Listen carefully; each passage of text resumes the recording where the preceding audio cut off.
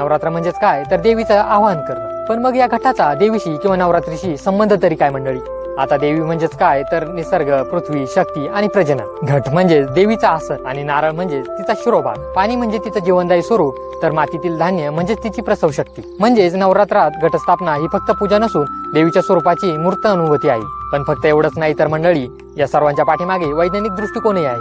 नवरात्र नेहमी हिवाळ्यापूर्वी ऋतू परिवर्तनाच्या काळात येते. मातीमध्ये धान्य पेरले की त्यातून अंकुर उगवतात. ते हवामानातील आर्द्रता आणि उष्णतेचा समतोल दाखवतात. नारळ, पाने, धान्य हे सर्व जैव ऊर्जेचे म्हणजे बायो एनर्जीचे स्रोत आहेत. 9 दिवस उपास, नियम, घटपूजा हे सगळं मानसिक आणि शारीरिक शुद्धीकरणाचं साधन आहे. म्हणजेच घटस्थापना ही केवळ परंपरा नाही तर ती सीझनल सायन्स देखील आहे. पूर्वी यज्ञ हा समाजासाठी होता, परंतु नंतर तो घराघरात घटपूजेच्या स्वरूपात आला. आता घटस्थापना म्हणजेच घराघरात एकत्र येणे, सामूहिक आनंद, गरबा, दांडिया यांसारख्या कार्यक्रमांमुळे समाजाला एकत्र बांधलं गेलं. म्हणजेच हा प्रवास ऋग्वेदातील यज्ञ, त्यानंतर गृहयज्ञ, घटपूजा आणि त्याचबरोबर लोकोत्सव देखील झाला.